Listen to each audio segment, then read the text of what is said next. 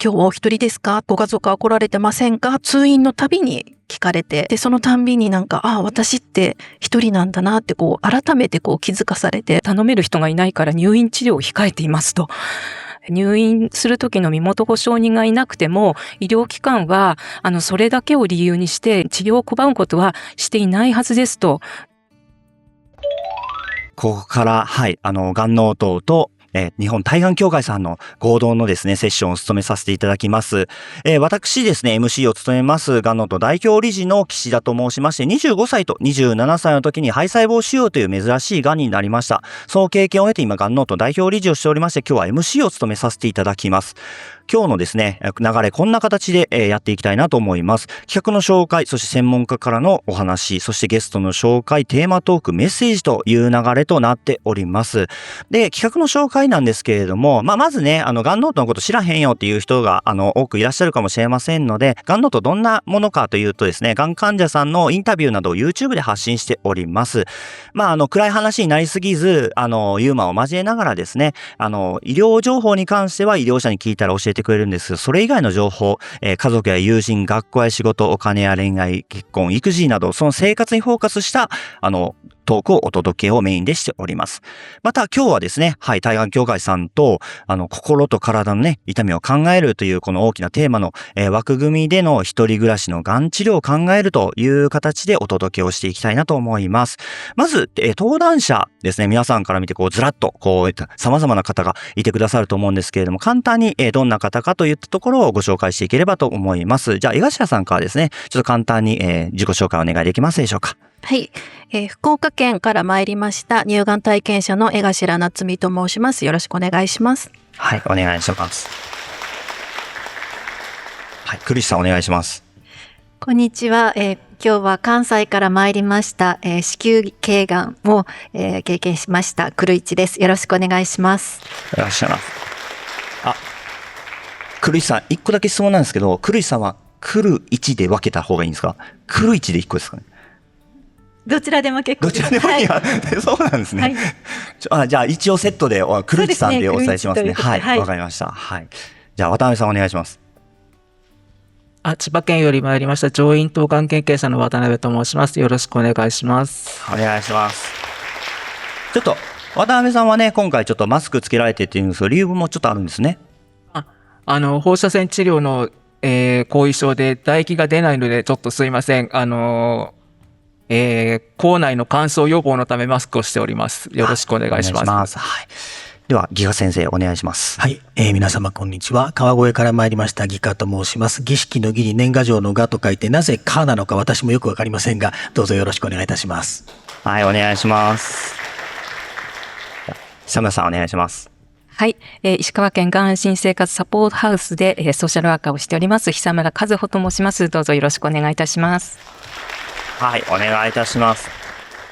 そして早速ですね、ここから専門家からのお話としてですね、久村さんに15分程度ですね、この一人でね、がん治療に向き合う人の見えにくい痛みに気づき支えるために、支援現場とデータから見えてきたことと題しましてお話をいただきます。はい、では改めまして石川県がん安心生活サポートハウスと金沢医科大学の公衆衛生学講座に所属しております久村和穂と申します。私はソーシャルワーカーとして、がんの患者さんやご家族の相談支援に携わるとともに、がん経験者の方々の生活上の困りごとや心理社会面のケアについて研究を行っているものです。本日は一人でがん治療に向き合う人の見えにくい痛みに気づき支えるためにというテーマで相談支援の現場とお一人暮らしでがんを経験した方々にご協力をいただいた調査から見えてきたことをお話ししたいと思います。どうぞよろしくお願いいたします。本日はまず私が関わっている相談支援の現場から一人暮らしでがんを経験した方々がどのような困りごとを経験しているのかを紹介したいと思います。次にインタビューとインターネット調査から見えてきたことを共有したいと思います。そして最後に支援現場とデータの両方から見えてきたことを合わせて整理をしてこの後のトークセッションにつながる話題提供ができたらというふうに思っています。まず今日最初にお伝えしたいのは、一人暮らしでがんを経験した方は決して少なくないということです。日本ではすでに3世帯に1世帯が一人暮らしの世帯です。さらに今後も単独世帯の割合は増えていくと推計されています。その中には当然がんを経験して治療や療養を続けながら一人で生活されている方も多く含まれます。ですので、これは一部の特別な人だけの問題ではありません。現在私が勤務している石川県がん安心生活サポートハウス、通称集い場花梅は、がんの患者さん、ご家族、ご遺族のための地域に開かれたサロンです。私はソーシャルワーカーとして個別のご相談や進行がんや若い世代の方々のサポートグループ、そしてお金や仕事、暮らしに関する勉強会カフェのプログラムを担当しています。花梅にはちょうど10年前にスタートした一人暮らしのカフェタイムというプログラムがあります。これは一人暮らしでがんを経験した方々が生活上の困りごとについて安心して話し合える場として始まりました。このプログラムを立ち上げた背景には、がん医療の現場では一人暮らしの方が戸惑ってしまうような場面が少なくないという現実があります。例えば、重要な病状説明の場面にでは家族の同席が求められるということがあります。また入院時には身元保証人のサインが必要とされて、退院時の指導でもご家族は次にいつ来院されますかと聞かれることがあります。実際に花梅の利用者さんからはこのような声が聞かれました。病状説明を親友と一緒に聞きたいと主治医に申し出たんですけれども断られてしまいましたと。あと身元保証人を頼める人がいないので入院治療は控えていますと。そして自分の死亡届を出してくれる人がいない。また家族のために頑張るという他の患者さんの発言にかえって寂しさを感じたという方もいらっしゃいます。で、がんの患者さん同士であっても一人暮らしだからこそ語りにくい悩みや周囲には見えにくい葛藤や孤独があるのだと感じています。一人暮らしのカフェタイムではこの10年間で様々な分野の講師をお招きしてこちらにあるような一人暮らしに関わる困りごとについて学んでまいりました。どんな社会の仕組みや支えがあるのか、どこに相談できるのかということを参加者の皆さんと一緒に学ぶことで様々な知恵や工夫が蓄積されてきたように思います。で、このカフェタイムは単に制度やサービスの情報を得る場ではなくって同じような立場の人とつながって安心して話せること自体が大切な心の支えになっているように感じています。こうした実践を重ねる中で一人暮らしでがんを経験した方が抱えている困りごとというのは、ソーシャルワーカーとしての経験として語るのではなくて、研究として体系的に整理をして同じような経験をしている患者さんや多くの医療者、支援者の皆さんと共有していく必要があると考えるようになりました。ここからはこの調査の細かい説明ではなくってお一人暮らしの方々に特徴的な困りごとを整理して共有したいと思います。この後のゲストの皆様のお話を皆さんと一緒にですね、考えるための手がかりとしてお聞きいただけましたら幸いです。この調査では一人暮らしでがんを経験した方の困りごとが孤独感や気分の落ち込みとどう関わるのかを調べました。まず当事者の方20名と支援者の方18名にお話を伺ってその声をもとに質問項目を作成しました。その上でがんを経験した方400名にご協力をいただきまして一人暮らしの方と同居者のいる方を比較しました。まずインタビュー調査では、がんと診断された直後から治療、退院後の生活、終末期、そして死後のことまで、様々な不安や困りごとが語られました。特に、家族がいることをですね、前提にお話が進んでいく場面や、退院後の孤独感、孤立死への不安などが特に印象的でした。このようなインタビューの声を整理した結果、一人暮らしのがんの経験者の方々が経験しやすい困りごとというのは、こちらの9つのテーマにまとめられました。そしてこれらのテーマをもとに25項目の質問を作成しました。で、この質問を使ってインターネット調査を行って、どのような困りごとが一人暮らしの方に特に多いのかを確認しました。インターネット調査では一人暮らしでがんを経験した方200名と同居者がいてがんを経験した方200名に回答していただきました。回答者の特徴を見ますと、一人暮らしの方の3人に1人が緊急時に駆けつけてくれる家族がいない可能性があり、経済的に不安な方が多いという傾向がありました。また、こちらに示した11の項目で、一人暮らしの方の方が、同居者のいる方よりも困難感が高いということが分かりました。この中で特に差が大きかったのは、誰にも見取られずに亡くなる不安、入院時に身元保証人を頼める人がいないということ、終末期医療やケアの希望を誰にも伝えていないということでした。また25項目の困りごとを性質の近い者同士で整理をすると大きく2つの層が見えてきました。一つは食事や外出、人とのつながりなどを含む毎日の暮らしの困りごと。そしてもう一つは身元保証や孤立死への不安などを含む社会の仕組み、制度に関わる困りごとです。つまり一人暮らしの困りごとは個人の生活上の問題だけではなくって社会の仕組みの問題でもあるということが示されました。最後に困りごとと心の健康との関係を見てみました。毎日の暮らしの困りごとというのは孤独感や気分の落ち込みと直接関係していました。一方で家族以外でも本人が大切だと感じている人、友人からの支えがあるということはこれらを和らげる可能性も示されました。つまり毎日の暮らしへの支援と家族以外の人たちとのつながりの両方が大切だと考えられます。ここからはこのようなデータと支援現場での経験を合わせて何が見えてきたのかを整理していきたいと思います。まず一つ目は、一人暮らしの方では終末期医療に関わる困りごとが特に深刻になりやすいということです。今回の調査では身元保証人を頼める人がいないということ、終末期医療やケアの希望をまだ誰にも伝えていないということ、そして誰にも気づかれずに亡くなるのではないかという不安が一人暮らしの方に特徴的に見られました。これらは本人が努力すれば解決できるような問題ではありません。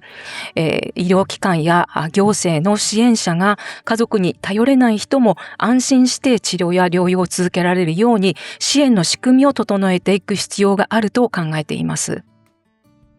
二つ目は家族以外の支えの大切さです。一人暮らしの方の中には緊急時にすぐに駆けつけてくれる家族がいない方も少なくありません。一方で今回の調査では家族以外でも本人が大切だと感じている人や友人からの支えがあるということは孤独感や気分の落ち込みを和らげる可能性が示されました。支えになる人は必ずしも家族だけではありません。だからこそ医療者や支援者は家族の有無を尋ねるだけではなくて、あなたにとって大切な支えになる人は誰ですかと尋ねることが大切だと思います。本人が信頼している人を必要に応じてですね、支援の輪の中に含めていく、そうした視点がこれからますます重要になると感じています。3点目は医療や社会の仕組みの中に頼れる家族がいることを前提にした場面が少なくないということです。病院では様々な場面でご家族はと尋ねられることがあります。その一つが入院時などに求められる身元保証人の問題です。本来身元保証人がいないことだけを理由に必要な医療やケアを受けられなくなるわけではありません。ただその一言が家家族に頼れない方にとっては孤立感や不安を深めているように思います。また家族に頼れないということを伝えると、不利益を受けるのではないかという不安からその困りごとを言い出しにくくなる方もいます。こうした、声になりにくい困りごとが一人暮らし、一人でがんと共に生きている人の見えにくい痛みになっているのではないかと思います。ではこのような困りごとをどんなふうに整理をしてどういうふうに対応していけばいいんでしょうか。今回の調査では困りごとをこの9つのテーマとして整理しました。ただこれらのテーマを全部一度に考えようとすると一つ一つの問題だけでもかなりの難問で何から手をつけていいのかわからなくなってしまうということもあるかと思います。そこでこのようにですね、困りごとが起こる場面で整理をすると少し見えやすくなるかもしれません。大きく分けると生活が大変、医療が心配、将来が不安という3つの場面です。で、こちらは最初にご紹介した花梅の一人暮らしのカフェタイムで扱ってきたテーマなんですけれども、生活が大変、医療が心配、将来が不安という3つの場面とこのように重なります。これを見ますと、どこで誰に相談すればいいのか、そしてどんな支援の選択肢があるのかがもう少し見えやすくなるかもしれません。ただ、大事なことは、これらの制度やサービスを全部一人で調べる必要はないということです。生活が大変な時、医療が心配な時、将来が不安な時、それぞれの困っている場面に応じて相談できる場所は皆さんの周りに必ずあります。そしてどこに相談していいのかわからない場合でも、がん相談支援センター、地域包括支援センター、患者会やがん相談ホットラインなど、相談の入り口は一つではありません。まずはつながりやすい場所に相談するということが次の支援につながる第一歩になるというふうに思っています。最後にこのお話で一番お伝えしたいことは、一人暮らしの方の困りごとは決して個人だけの問題ではないということです。医療や社会の仕組みが家族がいるということを前提にしがちなために見えにくくなっている困りごとがあります。だからこそそれを一人で抱え込む必要はない、一人で頑張らなくていいということをお伝えしたいと思います。一つ一つの困りごとには相談できる場所や一緒に考えてくれる人がいます。もし今お一人で抱えている困りごとがあるとしたら、それは何もできない問題ではなくって、なんとかなる可能性のある問題です。まずは相談しやすい人や場所につながることから始めていただけたらと思っております。この後のトークセッションでは3人のゲストのお話を伺いながら、このようなデータでは見えにくい経験やどんな支えが本当に役に立つのかを皆さんと一緒に考えていきたいと思っております。私からは以上です。はい、久野さんありがとうございました。はい。佐山さん、台本には全くないんですけど、やってて、印象に残ったこととか、調査の中で、そういうのありますか？はい、当事者の方20名にインタビュー調査をさせていただいたんですけれども、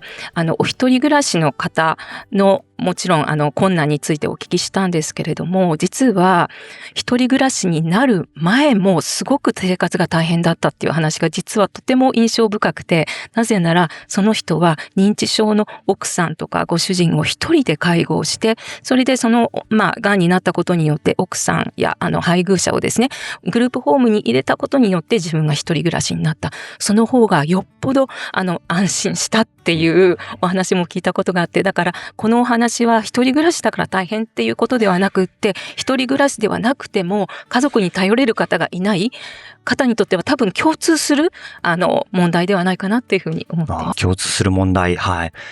ここからですね、じゃあ実際のゲストのお話をどうだったのかも含めて、ちょっとお伺いをしていきたいなということを思っております。もう少しですね、この3名のがんの経験者さんのちょっといろんなどんな経験をされてきたのかといったところが分かると、よりトークが分かってくるかと思いますので、ちょっともう、詳しめのゲスト紹介をしていきたいと思います。まず江頭さん、ちょっとどのような経験をされてきたのか、ちょっとお伺いしてもいいでしょうか。はい、皆さんこんにちは。私は福岡県田川市から参りました江頭夏美と申します。この会場の中で田川市のことご存知の方っていらっしゃいますか？もし知ってたら。ありがとうございます。対岸協会の方たちだけかな。関係者ですね、完全にね。関係者の方だけしか知らない。はいちょっと、福岡県のですね、山あいにある人口4万4千人の小さな町から参りました。小さな町ではあるんですけれども、田川市郡出身の有名人がすごく多くてですね、私の高校の先輩は井上陽水さんです。あとどんだけの一行さんも私の高校の先輩になります。そしてですね、みんな大好きチロルチョコの国内唯一の工場が、田川市にはあります。今日はぜひですね、私のことをその乳がんの人っていうことだけではなくて、チロルチョコの工場から来た乳がんの人ということで覚えていただければと思います。で、私はですね、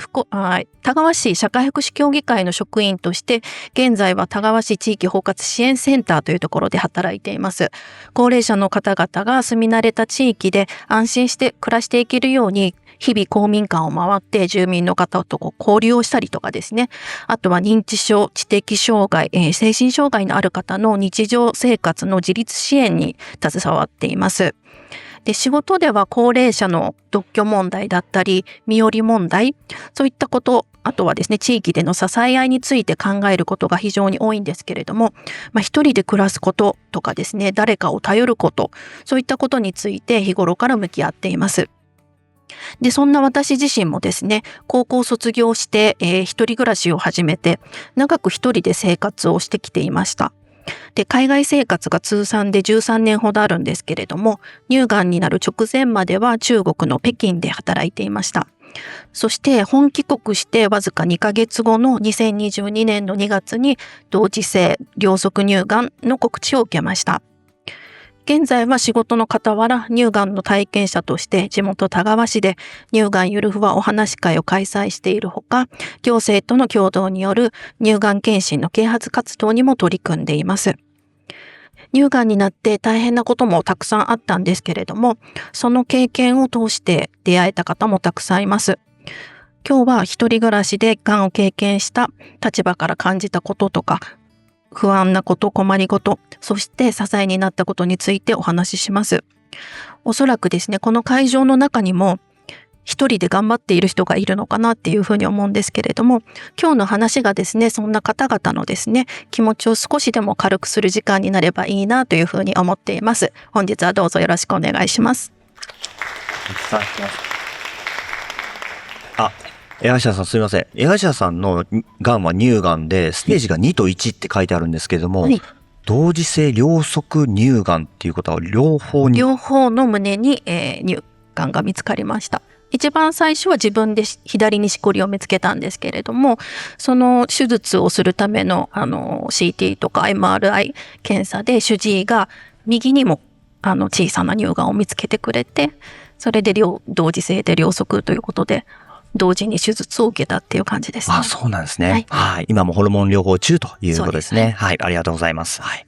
そして次、古市さんのですね。はい。ちょっと紹介をさせていただければと思います。古市さんお願いできますか？はい。皆さん改めまして、こんにちは。黒市です。黒市でも、黒市でも、どちらでも結構です。実家の屋号が、大昔、黒市だったそうなので、これにしました。私は子供の頃から大きな病気とか怪我をしたことがなくって、で、入院というものを、出産経験もなかったので、入院ゼロっていうのが、自分の中では自慢というか、健康だけが取り柄っていうふうに思ってたんですけれども、2年前に、子宮頸がんが見つかりまして、で、手術したらもうそれで終わりだと思い込んでたんですけれども、病理説明で、リスクが高いからということで、放射線と抗がん剤を同時に行うという、そういう、治療を受けました。で、現在は経過観察中です。はい、ありがとうございます。ちなみに、古市さんが、子宮頸がん、どのように分かっていったんですかね？不正出血っていう感じですかね。で、ちょっともともと、子宮筋腫があったので、子宮筋腫がちょっと大きくなったというか何か、進んできたのかなと思って、近所のクリニックに行ったら、ちょっともう少し大きな病院で見てもらった方がいいので、紹介状書きますよって言われて、じゃあ一番近いところに紹介状お願いしますって言って、そこに行ったら、ドクターから電話が事前にかかってきまして、厳しい結果です。ご家族と一緒に来院日を早めてくださいって、もうプレ告知をされたっていう感じですね。はい。そして子宮頸がんのステージが3ということは、ちょっとどこかにもリンパ節に、転移があったとき、リンパ節覚醒というリンパ節を取ったときに、リンパ節にも転移があったので、ステージは3っていうふうになりました。ね、はい、ありがとうございます。ちょっとね、いろいろまたそのお話とか、ご家族をって言われた時のお話とかもね、後で聞いていきたいなと思います。はい。そして、渡辺さん。はい。渡辺さんのちょっと自己紹介お願いできますか？はい。渡辺と申します。よろしくお願いします。がん種は上咽頭がんという、300人から500人に1人しかかからない、年間罹患率がそれくらいの少ないがんです。多分、知り合いの方でいらっしゃる方っていないと思いますし、どこだって思われる方もいらっしゃると思うんですけれども、息をすると鼻のてっぺんに息がいって、そこから鼻から喉に落ちると思うんですけど、そこにできたがんです。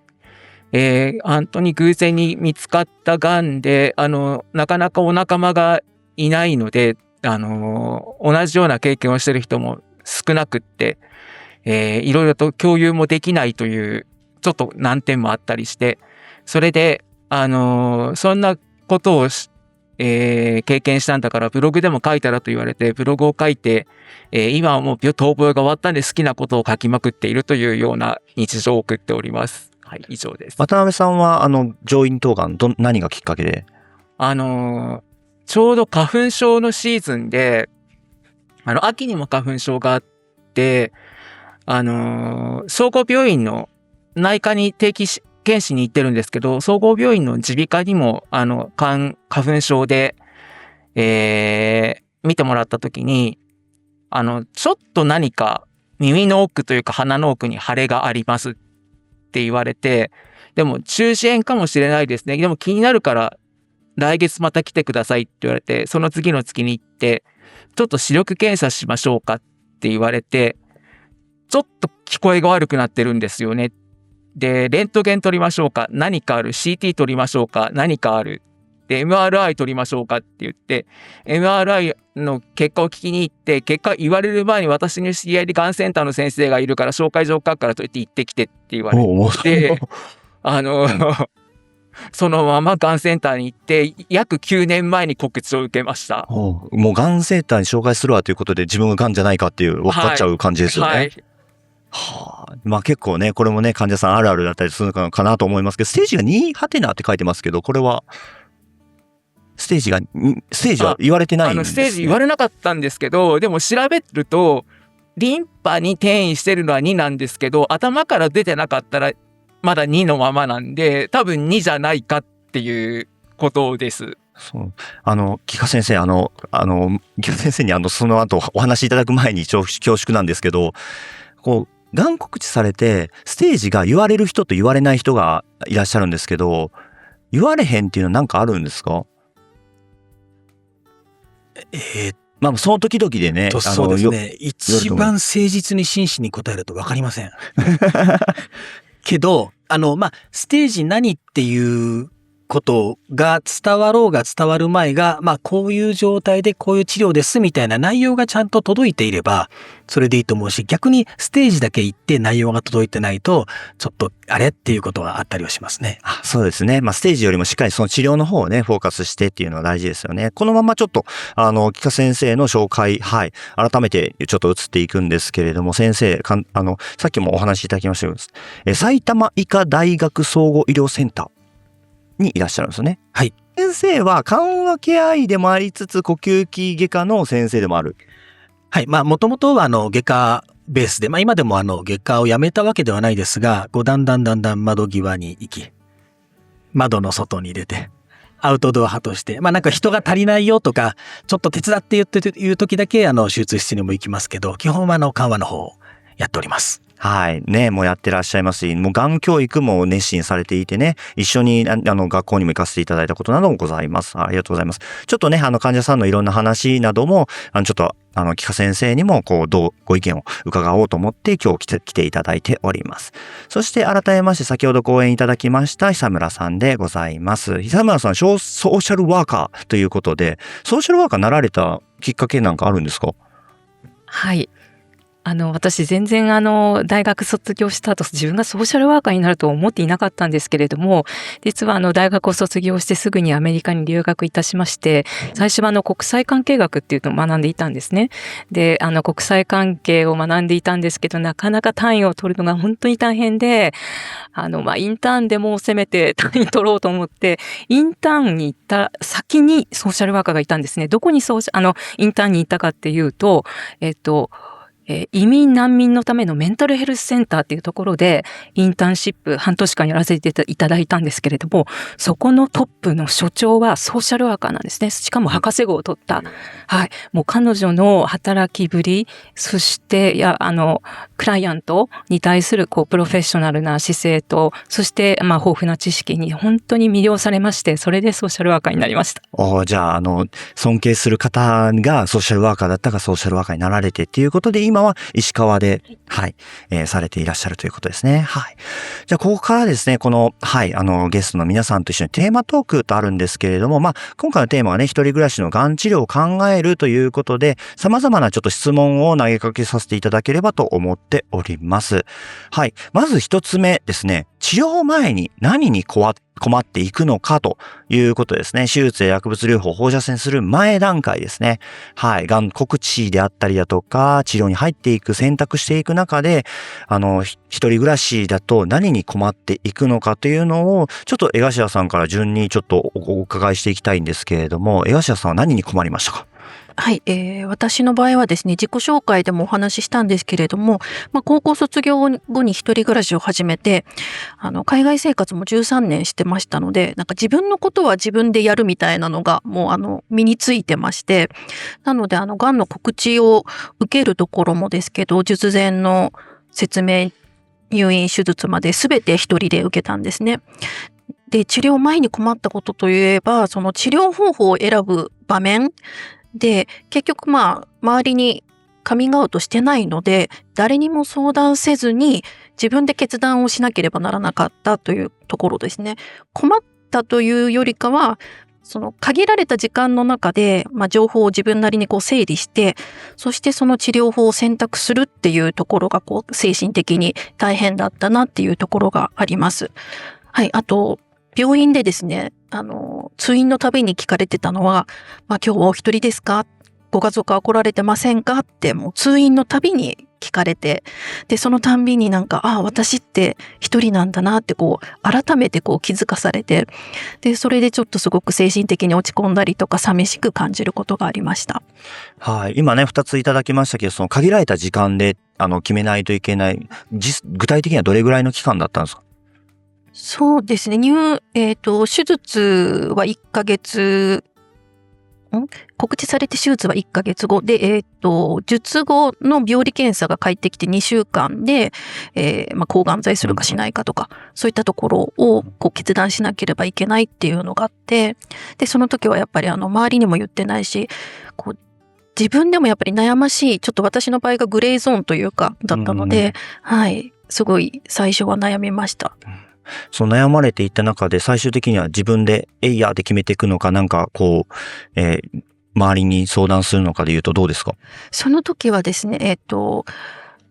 私はその主治医に抗がん剤をすごく勧められてたんですね。というのも、リンパ節に転移してたし、悪性度も高いし、とか、いろいろ言われて、ただ科学的根拠なくして、主治医が自分の経験値だけで、あなたは多分、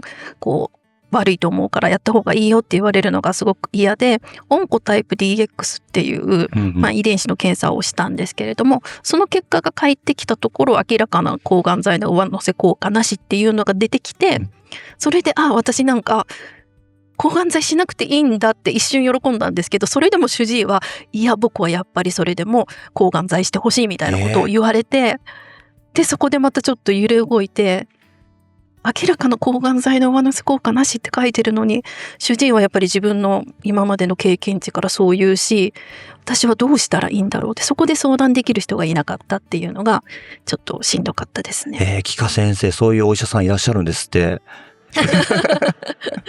もう帰っていい？いや、二つあって、確かにその先生が今まで経験なさってきた中で、やったことによっていい結果が出たっていう経験があるからこその、おすすめだとは思うんですっていうのが一つと、まあ、いわゆるその、サイエンティフィックエビデンスと呼ばれるそのエビデンスがない状態でそうやって話すのってちょっといかがなものかって両方あると思うんですけど、今から振り返ってみて、相談できる人がいたとしたら、どんなことを相談に乗ってほしかったですか、その時。そうですね。自分の中ではもう抗がん剤はしない方向でって、ある程度腹は膨れてたんですけど、多分背中を押してくれる人が欲しかったのかなっては思います。その決断でいいんじゃないってこう押してもらって、それで、抗がん剤やっぱりしないっていう風に決断したかったんですけど、自分の中でもまだちょっとこうあやふやなというか、そういったところがあったので、ありがとうございます。はい。そして、結果的にどうなっていくんでしょう？もう薬物療法って書いてあるから、薬物療法抗がん剤したのです。手術と、ホルモン療法と放射線です。じゃあはい。はい。ホルモン療法と、あと内分泌療法ですね。内分泌療法。薬物療法の中にホルモン療法って入ってくるから大丈夫です。はい。大丈夫です。はい。じゃあ結果的にしなかったってこと？結果的にしてません。で、それで手術で取っていくと。手術で取って放射線を当てるっていう。っていう風な形でいったってことですね。はい。そして、その二つ目のいただいたご家族はっていう風なお話があったときは、やっぱ気持ちとしてはどういう気持ちになるんですか？江頭さんの場合。最初に私は家族に言うつもりはないっていうのをお伝えしてたので、なんか外来に行って外来の看護師さんが変わるたんびに家族はって言われて、なんか全然情報がこううまく伝わってないなっていうのもちょっとイラッとするポイントだったんですけど、いや家族は絶対必要ですかっていうか、自分でできることは自分でできるしっていうなんでいつも家族を求められるんだろうっていうのはちょっと思ってました。木下先生。これ毎回、はい、これ情報共有、カルテの共有ってされてないのかな？どうなの？この場合ね。はい。はい、基本的にはされてると思うんですよ。自分ので決めたい方っていうことはされてると思うんです。で、一応医療者サイドから言えば、配慮として言ってるっていう面もあるんだとは思うんです。一人で決めるの大変ってさっきもおっしゃってたところもあるので、ご相談できる方いますかとか、家族いますかって配慮として言ってるところあると思うんですけど、それが逆向きに刺さる方がいるっていう想像力がちょっと医療者の方に足りないっていうところは残念ながらあるかもしれません。はい、ありがとうございます。じゃあ、江頭さんの場合は、じゃあ、そう言われても、自分で決めたいっていうことを伝えて、それでいけたっていう感じですかね。はい、治療線。そうですね。はい。そして、黒石さんのちょっとお話もちょっとお伺いしていきたいなと思うんですけれども、はい、黒石さんは、はい、こちらのね、テーマの治療前、まだ治療してない、その治療前に困ったことは、一人暮らしだからっていうわけではないんですけれども、インターネット検索をすると不安になるような情報ですとか、ブログとか。で、私は子宮頸がんの中でも腺がんっていうもので結構悪性度が高いというか、リスクが高い方なんですけれども、その腺がんで検索すると、本当にズンってなる情報がバーッと上がってくるんですね。で、もう、例えばブログで更新がストップしちゃってるとか、皆様にお知らせですとご家族とかスタッフさんからのが最新に上がってるのを見た段階で、もうこれはこれ以上読んではいけないっていうので、ちょっと調べるとそういうネガティブなというか落ち込むような情報ばかりが上がって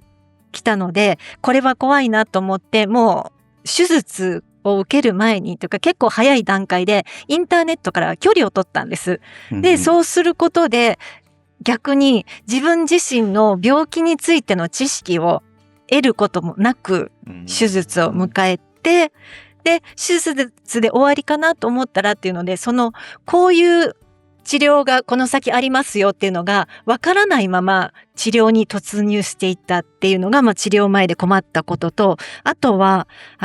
仕事が主に私、司会とナレーターフリーランスで、私の代わりに稼いでくれる人はいませんので、私が休んでいる間は収入はストップっていうのなんですけれども、スケジュールがだいたい手術で終わるのか、それとも抗がん剤でこの先何週間何ヶ月とか休まないといけないかとか、あるいは手術をして回復手術だったんです、私で。リカバリーの回復じゃなくてお腹の回復の手術なんですけれども、それをすることによって立ち仕事、司会とかだと、その立ち仕事とかに影響が出る可能性が結構高いけれども、それは手術をしないと、例えば排尿障害が出るかどうかわかんないとか、リンパ浮腫がかかるかわからないとかっていうので、その治療前にどれぐらいで復帰できますっていうのが読めないのがすごく困りました。そうですよね。どういうふうな未来をどうって言ったところのね、その不安っていうのも久村さんのお話の中にもね、あったかと思うんですけれども、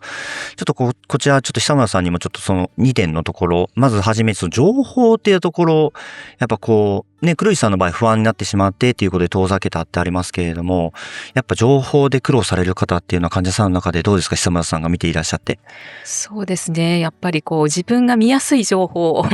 のところに、自分が注意を向けていってしまうので、結構偏っていて、ちょっとお話をすると、かなり自分の中で妄想が広がってしまっているような患者さんもいるんですよね。ただがん相談支援センターなどに行っていただけると、ちゃんと国立がん研究センターが出してくれている信頼できる情報などのどういうふうに調べたらいいのかっていうアドバイスをしてくださるとは思うんですけれども、なかなかそのがん相談支援センターにつながらなかったりっていう方も未だにやっぱり多いなっていうのが現状かなと思います。そうですよね。やっぱちゃんとね、つながれたらいいんですけれどもっていったところで、その偏った情報って言った中で、北先生は、診療されていく中で、どっち派ですか？情報を調べてくださいっていう方なのか、情報をシャットダウンして、うちに任せてくださいっていうのが、これも医療者さんのスタンスによって変わってくるかなと、すいません、難しい質問ばっかり。はい、頑張ります。いろんなスタンスがあるし、別にどっちかで偏らず、自分で調べていただいて、いろんな知識を持っていただくことも大切だと思うし、医療者の側から提供したものをそのまま、そうですねっていう、それもどちらがいい悪いでは全然ないと思うんですけど、一個だけそのインターネットを調べてっていうので、私もたくさんそういう方、対応させていただくんですけど、ネットを調べて出てくるのは、どんなに信頼の高い、どんなにエビデンスレベルの高い情報であっても、どこかの誰かの情報です。あなたのことではないんですよ。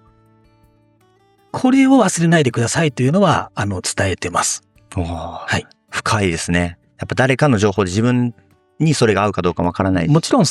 例えば、癌なら癌という病と人類が戦ってきた歴史のその知識の塊ではあるので、それがダメという意味ではないですけど、あなたのことではないです。今までのこれまでずっと蓄積してきたどこかの誰かの情報が載ってるのだって、あなたのことではないですよっていうのは、はい。伝えるようにしてることですね。ありがとうございます。はい。そして久村さんも、先ほど黒石さんのお仕事の話もあったと思うんですけれども、やっぱフリーランスの方っていうのは、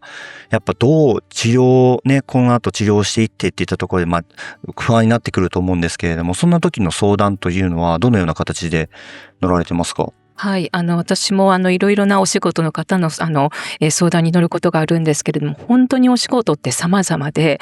金沢にいると本当にアーティストの方などもいらっしゃいますし、フリーランスの契約をしている方たくさんいます。で、会社員の方と違って、本当にどういうふうにこれまで働いてきたのか、そしてその仕事に自分がどんな価値を見出していいのかっていうのも本当に人それぞれで、一人一人の本当にストーリーを聞きながら、もうどうしていったらいいのか、私たちも一緒に模索しながら、こういうふうに言ってみましょうかとか、こんなふうに対応してみましょうかとか、もう本当一つ一つそれぞれの、サポートの仕方があるんだろうなと思って、私たちもそこから学びながら、一緒にこの状況をなんとか乗り越えていくっていうような、姿勢で、相談には乗らせていただいています。私たちが本当に役に立っているのかはわからないですけれども、はい、本当にソーシャルワーカーとしてもそんなふうに模索しながら、いつも仕事をしているっていう状況です。はい。そして黒石さんは、その治療に入っていく前のその選択っていうところはもう医療者に、任せてというか。任せたというか、基本標準治療を受けるっていう形でした。はい。で、放射線と抗がん剤のその同時の分については、手術の前に、腺がんの場合は、放射線はあんまり効きにくいんだよねとか、抗がん剤は効きにくいんだよねって言ってたのに、いざ、病理のお話の時には、はい、追加治療してくださいって、効きにくい治療を私受けるんですかっていうので、そこはちょっとびっくりしましたけれども、でもしないという選択があんまり私の中ではなかったので、受けました。ただ、インターネットの検索で思い出したんですけれども、後になってというか、検索して上位に上がってくる情報が正しいとは限らないっていうのは、すごいよくわかりました。単にSEO 政策というか、対策をした情報が上位に上がってくるのであって、上位に上がってくるのは必ずしもみんなの同意を得てるとか、エビデンスがあるっていうわけではないっていうのは知っといた方がいいなと思いました。ね、しかも広告もね、上に上がってきたりとかしますからね。はい。そういったところで、じゃあ、治療自体は、この後お話しいただきますけれども、そのお医者さん、医療者の標準療法って言われたのをしていったっていうことですね。はい。そして、じゃあ次にちょっと、はい、渡辺さんのお話もちょっとお伺いしていきたいなと思いますけど、渡辺さんの場合の、この治療前ですね。治療前に困ったことを教えてください。やはり、保証人的なものを書いてくれっていうことをずっと言われて、親と近くに住んでないので、とりあえず友達の名前でもいいから書いてくれってずっと言われてたんですけど、もうそれも拒否をして、もう無理やり、治療に入りました。で、その時ちょっと親が入院するって前々から言ってた時期だったんですよ。自分ががん宣告されたのが。だから親にも言ってなかったんですね。で、親御さんに言ったのかとかっていうのはずっと聞かれてました。で、最初通院だったんですけど、入院する前には、親には言ってくれと、いうふうに言われましたし、告知の時も、先生に今日は一人ですかっていうふうのはやっぱり聞かれました。一人ですって答えて、告知を受けました。そのまま、さっきの保証人とかは全部、書かずに進めれていったんですね。そうです。とりあえず緊急連絡先は親の名前を書いて、それだけで、他のは書かずにっていう感じです。そう、このね、ほんといろんな、お話ししていく中で結構この保証人問題っていうのが非常に結構出てくるのかなっていったところは、もうお三方それぞれ、おっしゃっておりまして、で、じゃあ最終的に、渡辺さんの場合、親には、ちゃんと書いただけ。親に書いて、でも途中でやっぱり一応言いました。親の方がパニックになしてましたけど。はい。言ったんですね。はい。それの対応とか大変じゃなかったですか？大丈夫でした？でも自分自身の治療はそこまで、辛くはなかったので、あとはもう病院の方も別に入院させてくれなかったわけではないので、普通に、最後まで治療ができたし、僕の場合手術してないので、余計に、そういう、手術の時の立ち会いとか、つったのが、なくてよかったっていうのはありました。はい。その保証人っていったところ、はい。ちょっとお二方も保証人のところで結構大変だったっていうことをあるのかなと思いますけれども、古市さんいかがでしたか、保証人問題に関しては。私は、割と簡単だったというか、近くに兄がいましたので、兄弟ね。はい。ただ、ちょっと改定っていうので、最初の手術だけじゃなくって、その後の、追加治療のが6週間あったんですけれども、6週間ビタッと入院っていうわけじゃなくって、何回か、週末に一時帰宅する時もあれば、一旦退院してもう一回入院してっていうので、都度書かないといけなかったので、その度にちょっともう一回書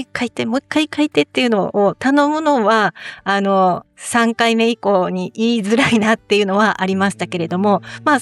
それほど、そこだけですね。はい。ご兄弟を頼れたっていうことですね。はい、クリスさんの場合。江頭さんの場合は、どうですか？私はですね、保証人なしで入院手術保証人なしで。木賀先生、そういうのケースもある？はい、ありますし、先ほどスライドでも出してらっしゃったように、はい、保証人がいないからといって、入院や治療を拒むということは、できない。医療機関は、やらないことにはなってます。ただ、いろいろなんか困った時誰に相談すればいいのっていうのは、心配だっただろうなとは思いますけど。そうですね。なので、一番最初に、まだ家族に何も伝えてない状態で、じゃあ、保証人を書いてきてくださいって言われて、私はそこでダダをこねて、いや書けませんって、誰もいません、どうしたらいいですかって、もしお金の取りっぱぐれが心配だったら先にお金預けます、入金しますみたいな話をしたんですね。すごい。そしたらうちのかかりつけの病院はそうじゃなくって、手術をすると気管相関をして、0.2% ぐらいですかね、目が覚めないかもしれないことがあるから、もし万が一の場合を考えて、もう連絡先を一つとりあえずくれませんかって言われたんですよね。それで私は姉の名前と電話番号だけポイって渡して、もしじゃあ手術中に何かあったらそこに連絡していいですよって言って、で主治医の先生からは、じゃあ入院して手術してることとかも全部伝えていいんですかって、病名も伝えていいんですかって言われたから、もうそれは先生の判断にお任せしますって言って、で姉の名前と電話番号だけを渡したっていう風な形ですね。お姉さん連絡先を渡したという風な形で、その後、だから結局病院がお姉さんに連絡されたかどうかっていうのは、江頭さんは普通に目覚めたので、それはなかった。ちゃんと、はい、目覚めたのでなかったんですけど。よかった。その後お姉さんが江頭さんのことを知ることは、はい、退院してその足で、母と姉には伝えたので、1週間東京に遊びに行ってきますって言って、なんか帰ってきたら実は入院してました、手術してましたみたいな感じでカミングアウトして。はい。っていうことですね。はい。この保証人っていったところ、はい、久村さんにちょっとお伺いしたいんですけど、やっぱり相談としても結構、一人暮らしの方っていうのはどうですか？はい。私、先ほどのスライドでご紹介させていただいたように、やはり、身元保証人が入院治療では求められるので、患者さんから聞いた時には本当にびっくりしたんですけれども、入院する時の身元保証人頼める人がいないから入院治療を控えていますと。そんな方がいたのかと、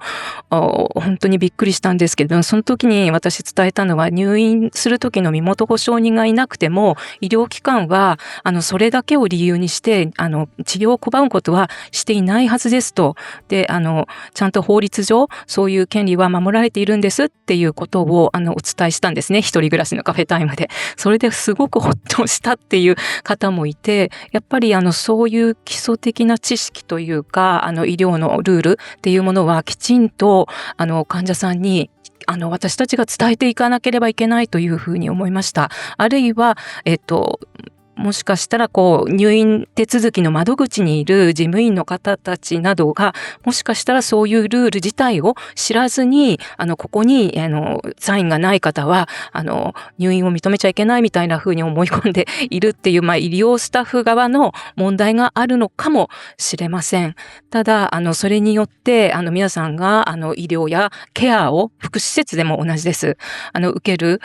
ことができないなんていうことはこの国ではありえないということをお伝えしておきたいというふうに思います。はい。なのでね、またこのいらっしゃる方、もしくは動画を見てくださっている方はね、身元保証になくてもしっかりちゃんと治療できますよということをね、はい、強く訴えていきたいなと思います。そんな中で次こちらですね。ちょっと先ほどの身元保証人の話も入ってくるかもしれませんけれども、治療していきますとなって、手術だったりだとか、放射線だったりとか、そういったいろんな治療中に困ったことをですね、3人方いかがでしたでしょうかといったところで、こちら渡辺さんからちょっとお伺いしていこうかな。渡辺さん、治療中困ったことありますか？でもそんなにそこまで困ったということは正直なところなかったりはするんそうなんですね。です。ちょっと家事とか買い物とかが大変になったかなくらいな感じで、そんなに動けなかったということがなかったので、ちょっと疲れがいつもよりきつかったかなっていうくらいでは済みました。副作用の程度で全然そういったところが変わってくるっていうことなんですね。はい。家事とかはじゃあどうしてたんですか？もうもちろん自分一人でやったりだとか、例えばインターネットの配達のやつ使ってとか、そういったことをされたりとか。特にはせずに、出来合いのものを買ってきたりとか、あとたまたま自分が、その治療中、すごい野菜が高騰してたんですよ。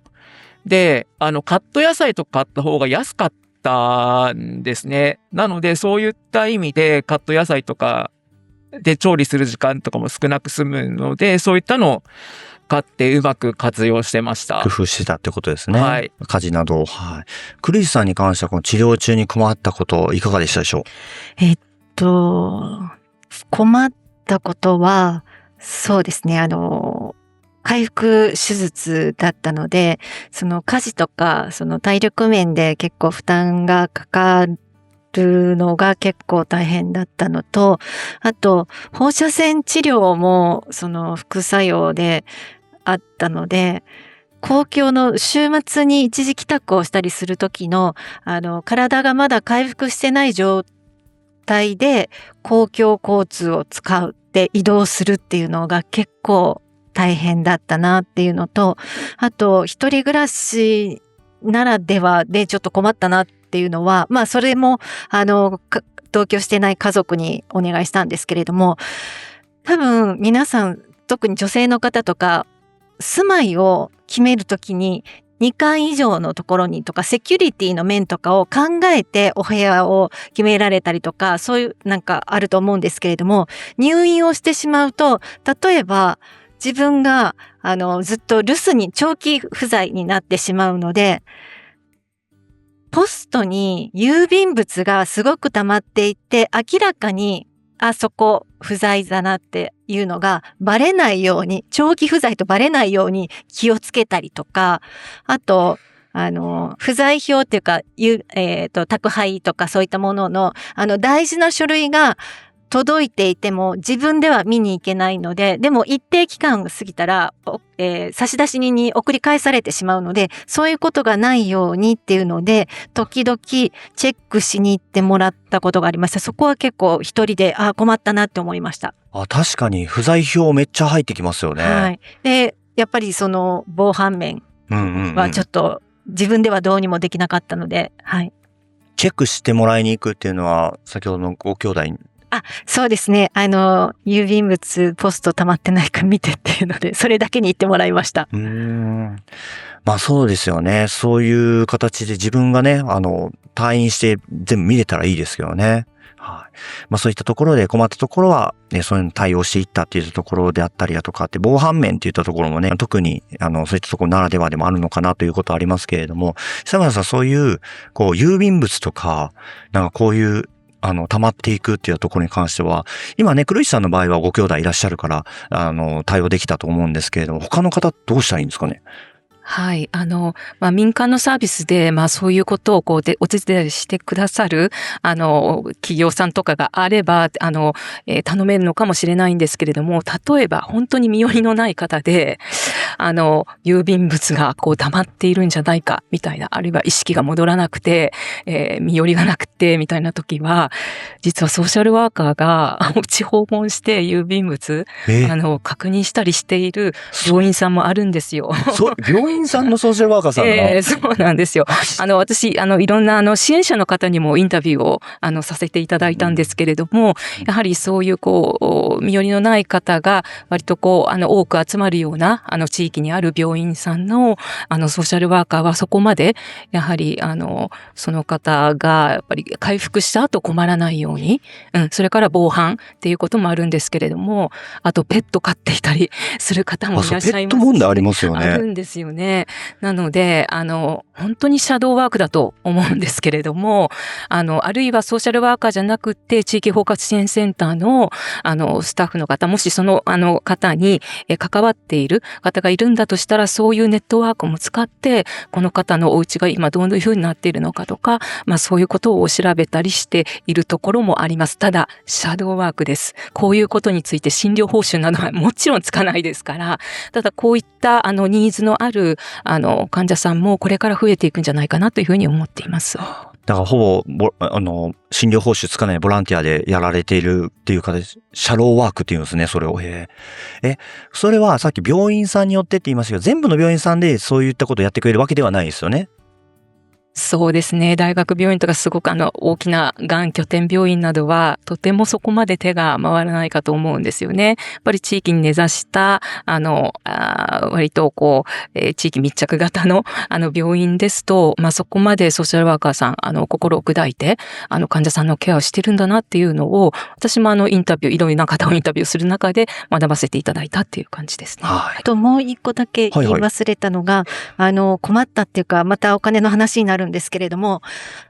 ご家族のいる方ですと、自分が入院してる間、お家には別の方が使っているんですけれども、一人暮らしの場合、私が病院にいる間は、私の部屋は誰もいないっていうので、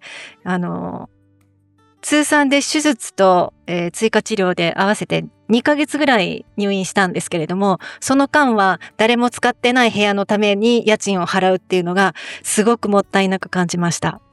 そうですよね。自分ね、いないのにそのやつが引かれていくっていう、全く使ってない部屋のために、病院の治療代とか病院代とか、入院代と部屋代とか、水道光熱費の基本料金っていうのがもったいないって思いました。ですよね。そういうのストップとかしてくれないですもんね。なんか払わなくていいとかならないですよね、久村さん。それ無理ですよね。はい。で、実は血液系のがんの患者さんだと、入院期間がすごく長くなってしまって、数ヶ月とか1年単位で入院されている方もいらっしゃるんですよね。その方の場合は、お友達に、手伝ってもらって、家賃を払わなくて済むように、お家の中のものを一回トランクルームに預けて、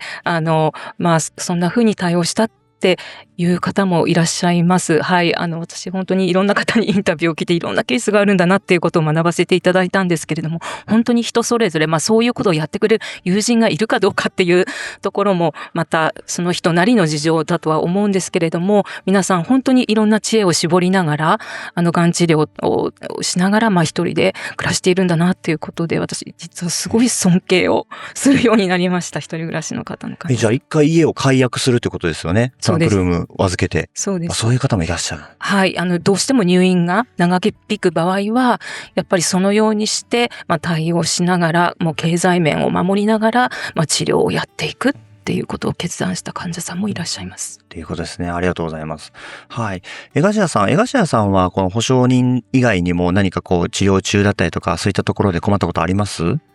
ですね、退院してから、放射線治療してる時の話なんですけれども、私は左の液化リンパ節を覚醒してるんですけど、その時にやっぱり腕が上がりづらくなったりとか、そのリンパ浮腫を防ぐためにあんまり重いものを持たないようにっていうふうに言われてたんですね。それをその家族に、伝えたところ、一緒に買い物に行ったらすっごい全然軽くて自分が持てるものなのに、うちのお母さんからさって奪われて、あんた持たなくていいからみたいな感じで、その過度に気遣いをされた時がちょっと困ったというか、気遣ってもらえることってすごく本当にありがたいんですけど、特別扱いじゃなくて、できることはやっぱり自分でやりながら、普段通りに接してほしかったっていうのが、感じました。過度にね、うん特別扱いされるというか、うん普段通り接する、この接し方、久村さん難しいですよね。患者さんと、そのご家族っていうか、そう、周りの人とか。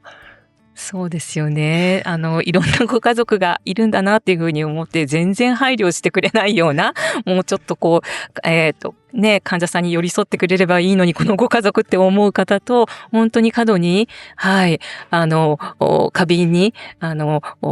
ケアをしてくれるって言えばそうなのかもしれないんですけれども、患者さんにとってはちょっとそれが負担になるような、本当にいろんな家族がいるんだなっていうふうに思います。はい。はい。ね。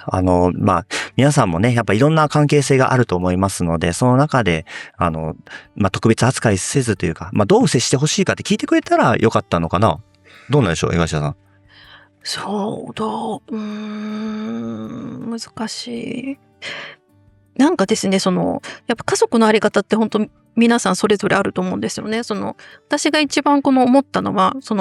医療機関が前提としている家族のあり方と、我が家の家族のあり方が全く違ったんですよ。うちは血もつながってて関係性もすごくいいし、今はもう普通に家も行き来もするし、毎日 LINE とかで連絡するんですけど、ただ私が自立してるっていうだけであって、なので癌になったからって言って、家族の支えをすごい過度に私が求めたかというとそうでもないんですけど、適度な距離感を取るのがちょっと難しくなったというか。そっか、適度な距離。そこもね、はい。それぞれありますからね。はい。渡辺さんの場合はどうでした？もう自分で全部。一人で全部して、特に頼れる人もいないので、全部やってっていう感じでした。はい。全部自分でやるって、なかなか大変なことも多かったと思うんですけど、ただ淡々とさっき特にもなかったんですよね、困ったこと。そうですね。そこまでというか、一人暮らしで、困ったということはなかったです。治療の副作用とかで困ったってことは結構ありましたけど、その一人暮らしならではで困ったっていうことはそんなになかったです。ただあれじゃないですか、渡辺さん、お仕事で結構大変だったとかいうのを、言ったらダメ？いや、そうですね。大変だったりはしたんですけど、でも、おかげでいろんないいこともありましたっていう感じなのも。ちょっとそこについてお伺いしてもいいですか？その部分。ちょっと仕事を解雇されたので。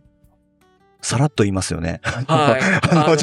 解雇されたので。結構なことだと思いますけど、はい。それで、でもそのおかげで、高額医療が下がったんですよ。自己都合じゃないから。だからすごく安く治療が済みました。そうか。なんかすごい。そうか。どうすんの？そうやってたらお金問題は。お金下がったってでも失業保険も出ますし、別にそんなに、出るからいいや、くらいな気持ちで。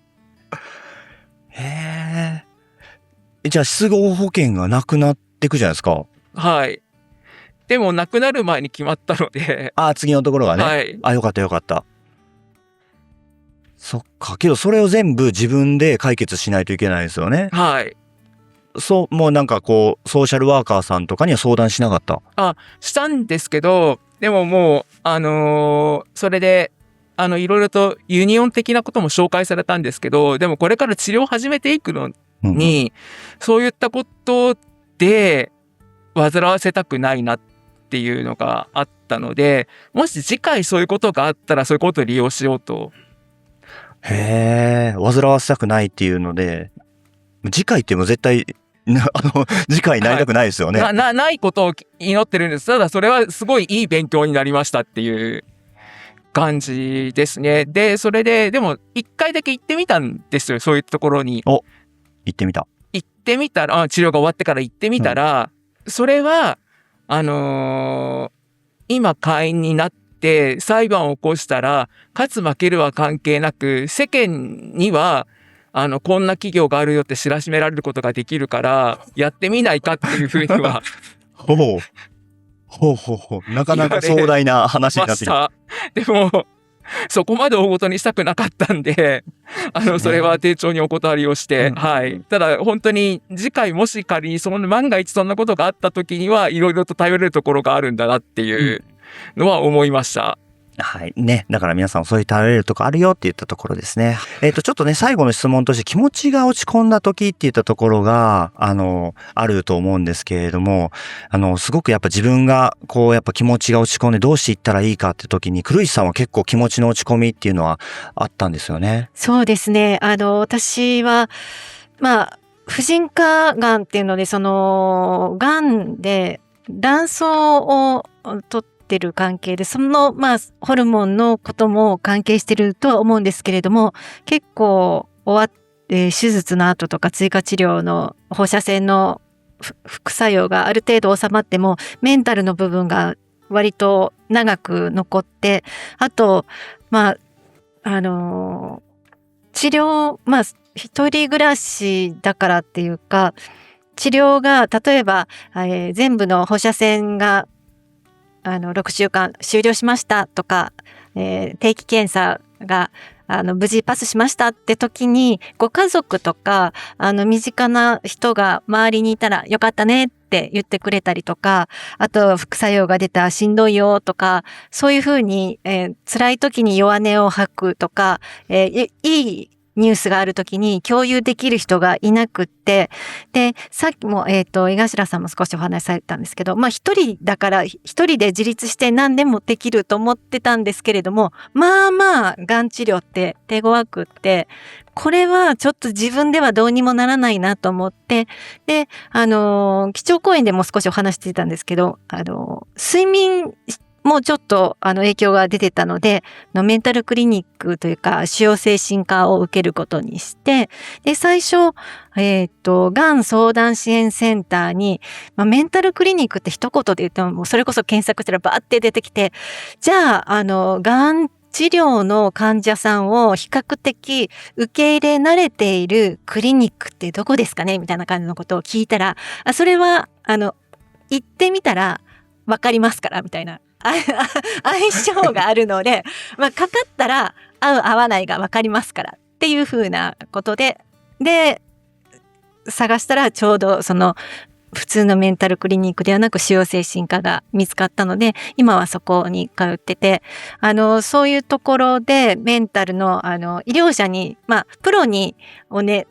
その方たちはそれを専門になさってるので、さっきの保証人の何度も3回目以降だとお願いしにくいなとかっていうのもないので、心置きなくじゃないですけれども、安心して自分が辛いとかしんどいっていうのを話せる場所が見つかったっていうのはすごく大きかったです。そうですね。話せる場所が見つかるっていうのはね、大きいですし、江頭さんもね、そういう、医療者を頼ったとかっていうのありましたか？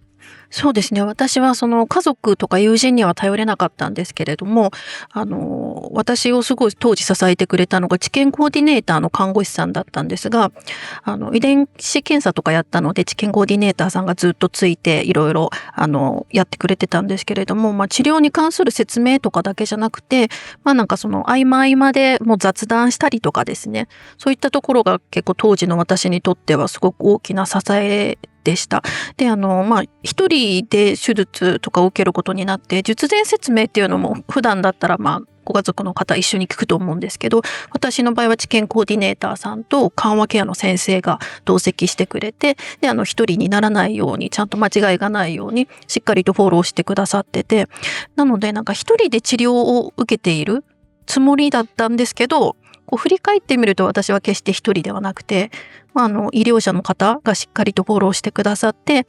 皆さんに支えられながら治療を受けれたんだなっていうふうに、振り返ってみると思います。そうですね。なので周りの人、その中の周りにも医療者もいるよっていうことですよね。はい、ありがとうございます。もうね、あっという間にお時間になってまいりました。ちょっとね、皆さんに一言ずつちょっとメッセージをいただきたいなということを思っているんですけど、このメッセージもね、特にがんの経験者さんには、やっぱ今ね、治療で頑張っておられる方、これから向き合うかもしれないがんの経験者さんだったりとか患者さんに向けて、そして、あとその周りをね、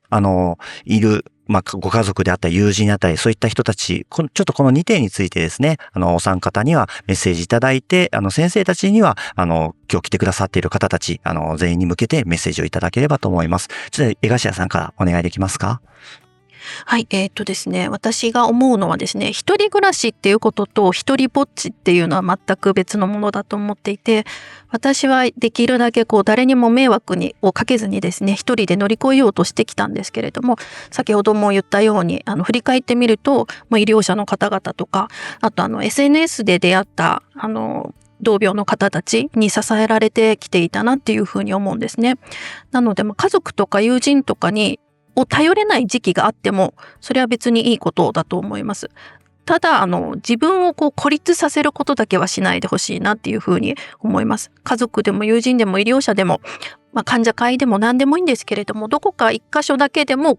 自分の気持ちをですね、置ける場所を持っていてほしいなっていうふうに思います。なので、この会場の中にですね、今日の私の話に重なる部分が少しでもあったらですね、一人で抱え込まずに少しでも誰かとつながっていてほしいなっていうふうに思います。で、私自身がそうだったように、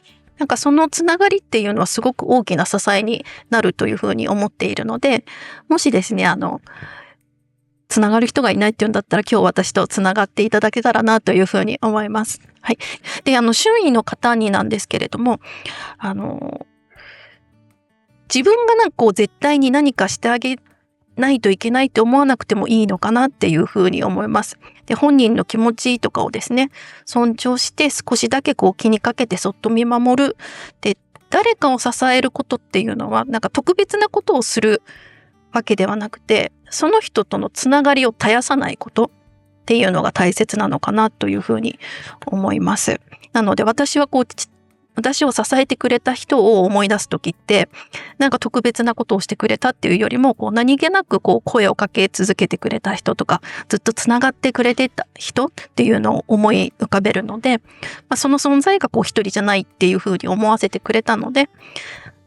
だから今度は私が誰かのそういう存在になりたいなっていうふうに思って、今日この場に立たせてもらいました。はい、ありがとうございます。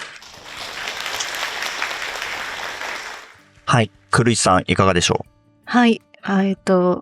さっきも少し話したんですけど、一人暮らしをしていると、ついつい、何でも自分でできるとか、一人で何とかできるはずって思ってしまって、あと一人だと自分自身の治療に専念できる反面、ご家族のケアをしないととか、ご家族のお世話をとか、お食事のことを考えないととかしなくて、自分のことだけ治療に専念できる反面、支えっていうのを感じにくいんですけれども、でも全部自分一人で何とかしなくっちゃとか、全部自分で何とかできるはず、これまでもやってきたしっていうふうに思いがちですけど、やっぱりがん治療って